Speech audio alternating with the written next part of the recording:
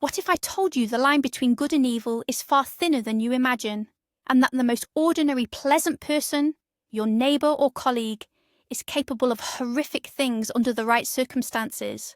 Today, we are diving deep into the most chilling and revealing social experiments in history.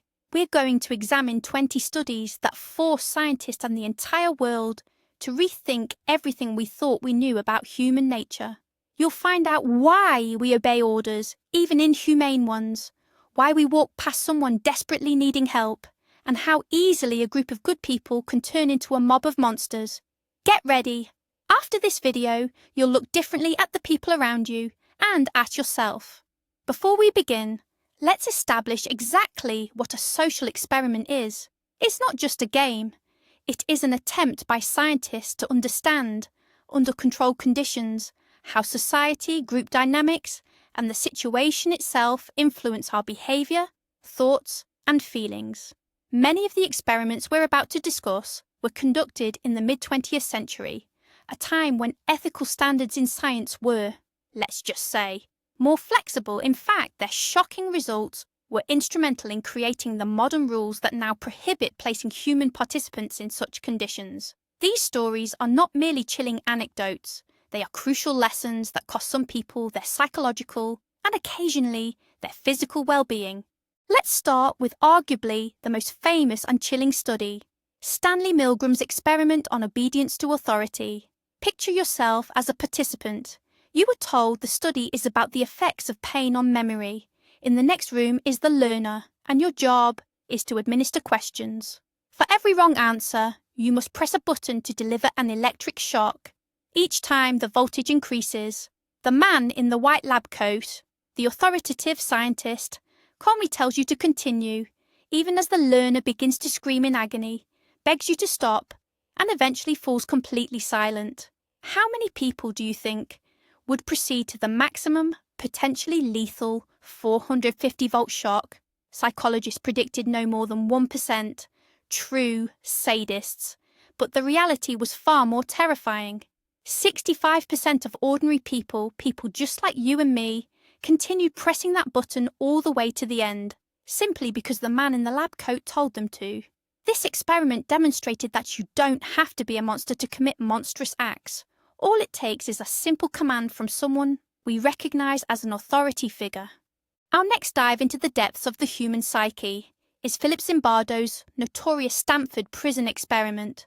24 psychologically healthy student volunteers were randomly assigned the roles of prisoners or guards in a makeshift prison set up in the university basement. The experiment was scheduled to last 2 weeks, but had to be abruptly stopped after just 6 days. Why? Because the guards quickly began to display genuinely sadistic tendencies.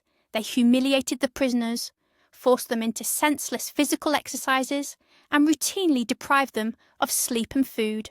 Meanwhile, the prisoners grew passive and deeply depressed. Several even suffered emotional breakdowns. Ordinary young men, given a uniform and a shred of authority, transformed into tyrants, while their peers became broken, compliant victims.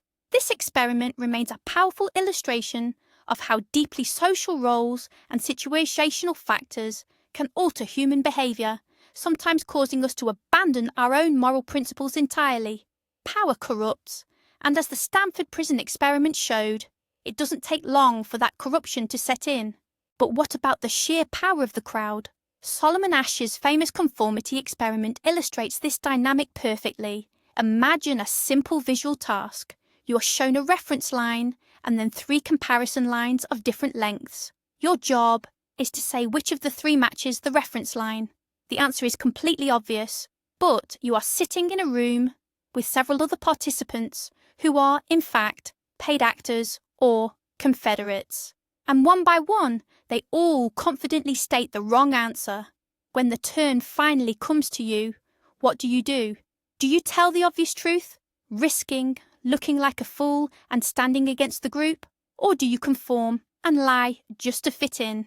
The results were shocking. 75% of participants conformed to the group's opinion at least once, giving the clearly wrong answer. This experiment uncovered our deep, ingrained fear of being the outlier. We are willing to deny the obvious truth just to maintain harmony and avoid conflict with the group. This explains why people stay silent in the face of injustice and how entire nations can sometimes be led to follow completely irrational or destructive ideas. Why do people walk past someone in distress? This phenomenon is known as the bystander effect.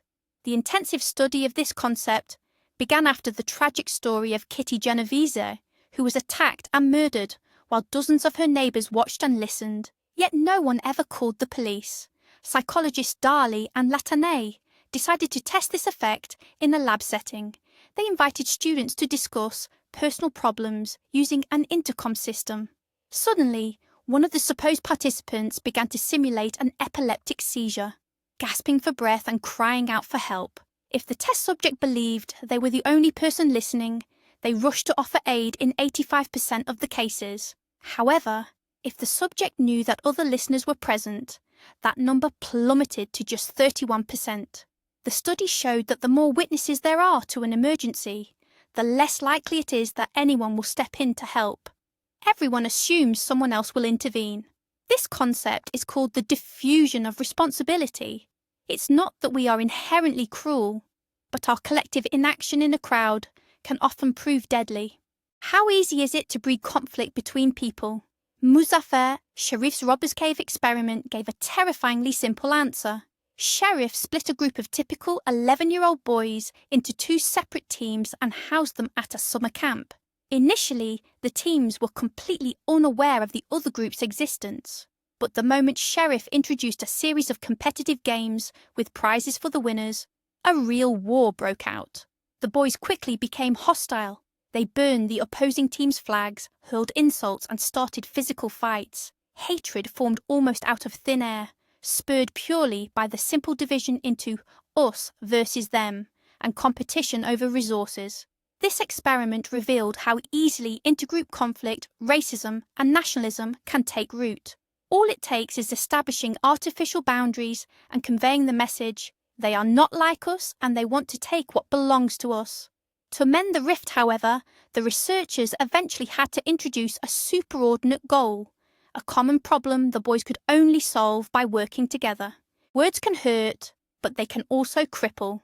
The monster study is one of the most unethical experiments in history, proving this truth with horrifying clarity. In 1939, scientists at the University of Iowa divided 22 orphaned children into two groups. One group, children who had perfectly normal speech, was constantly told that their speech was terrible, that they were stuttering, and they were criticised for every single mistake. Conversely, the other group, consisting of children who actually had speech impediments, received unwavering support and consistent praise. The results were nothing short of catastrophic. The constantly criticised children in the first group became withdrawn and deeply insecure. Crucially, some of them actually developed severe speech issues that persisted throughout their adult lives.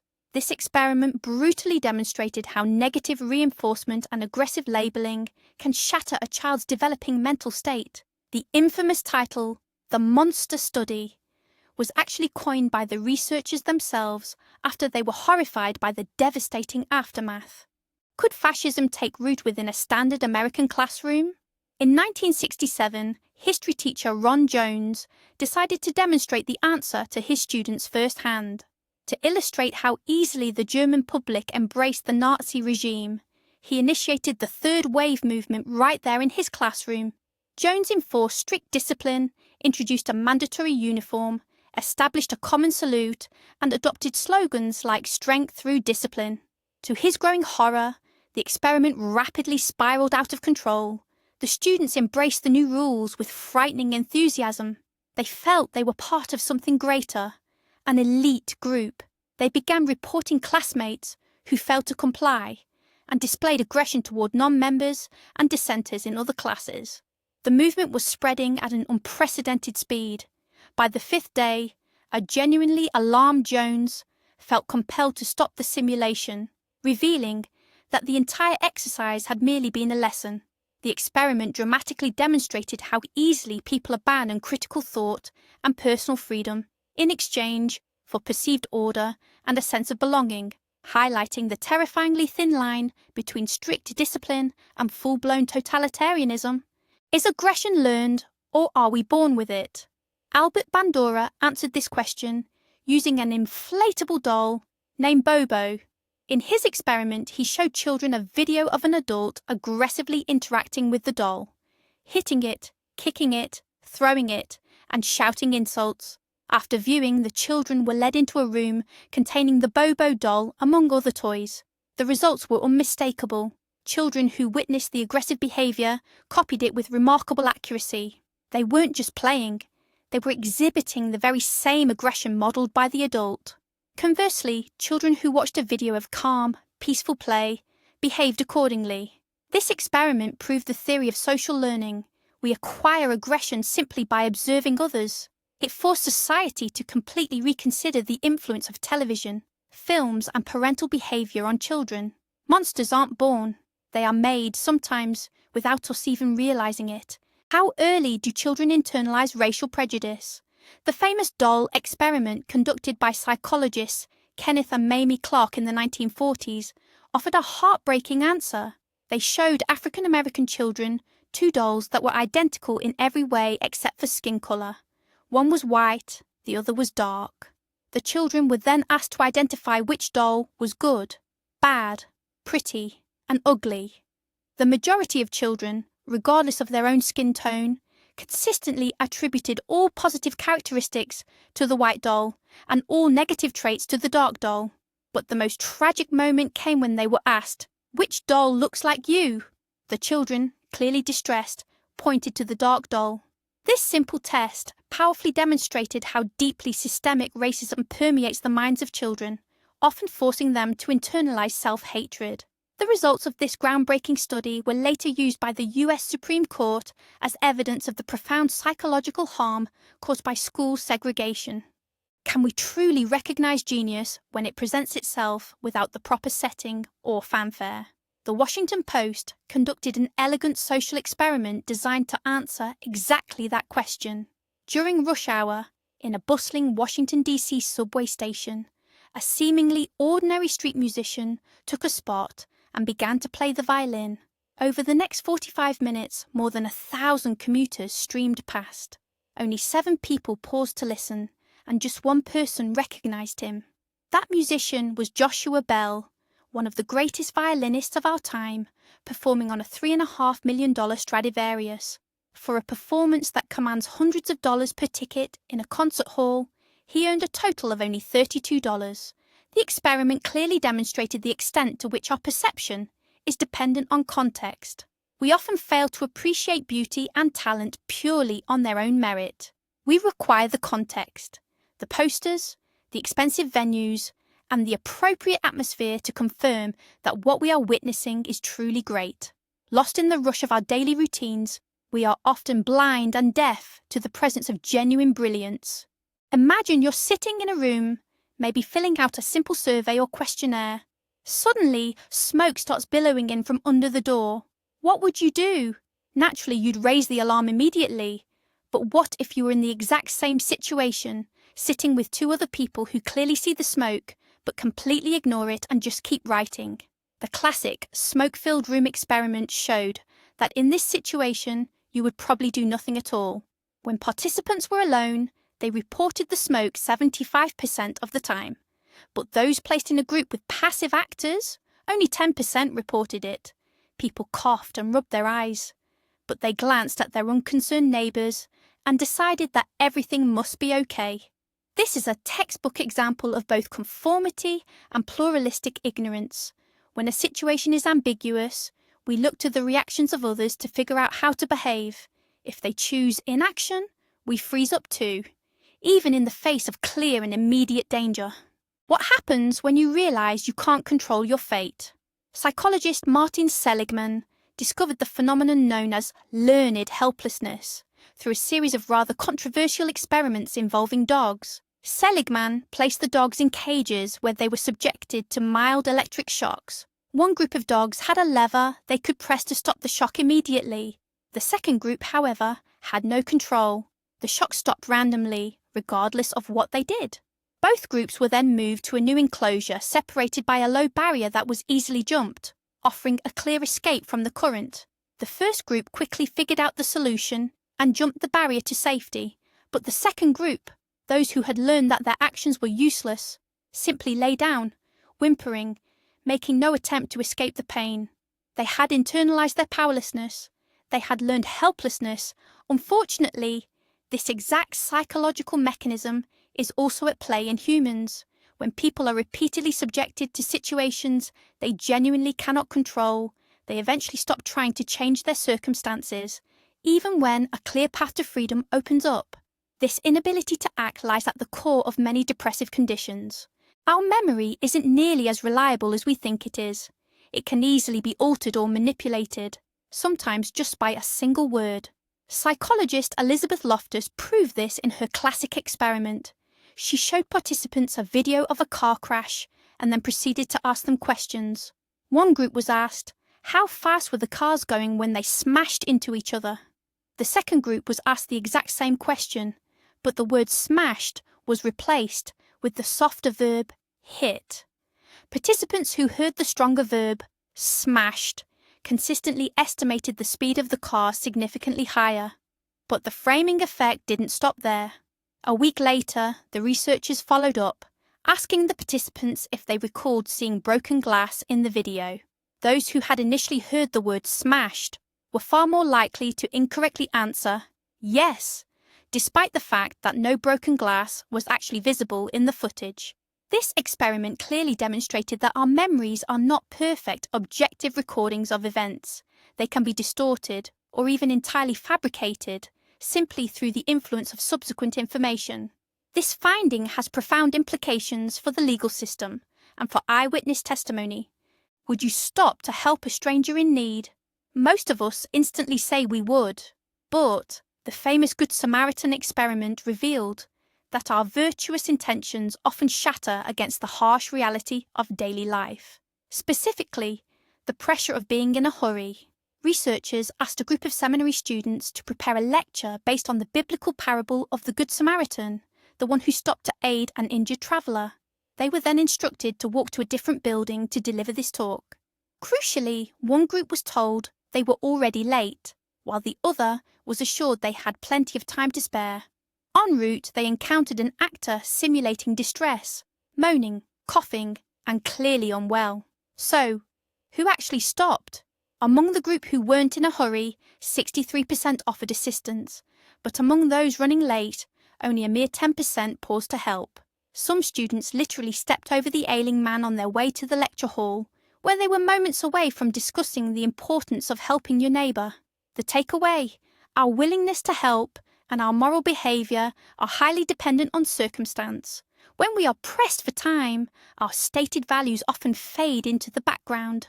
Let's now discuss a true horror story, sanctioned by the state.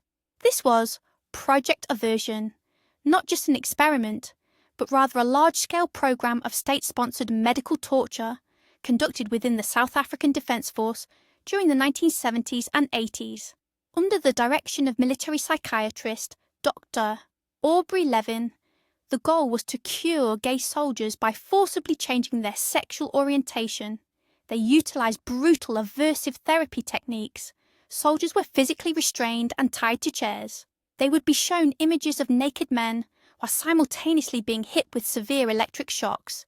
Additionally, they were administered powerful drugs designed to induce intense nausea and vomiting. The objective was simple: to create a negative conditioned response, associating homosexual stimuli directly with overwhelming pain and revulsion. Those who resisted or failed to be converted were subjected to chemical castration or, in some horrifying cases, forced sex reassignment surgery. This deeply inhumane program, which affected approximately 900 individuals, stands as one of the darkest examples of how pseudoscience and prejudice can be weaponized to justify systemic cruelty and severe human rights abuses. How deeply do our prejudices influence our seemingly insignificant daily actions? Stanley Milgram, the man behind the famous electric shock experiment, explored this exact question. In what became known as the Lost Letter Experiment, Milgram scattered hundreds of addressed and stamped envelopes across various cities. Some of these were addressed to neutral recipients, such as private citizens or research organisations. Others were addressed to organisations with clear ideological or political leanings, for instance, the Friends of the Communist Party or the Friends of the Nazi Party. The central question was which letters passers-by would exhibit altruism toward by simply picking them up and dropping them in a mailbox. The results, perhaps predictably, were stark. Around 70% of the neutral address letters were actually mailed by those who found them. However, letters addressed to the communists and Nazis reached their destination in only 25% of cases.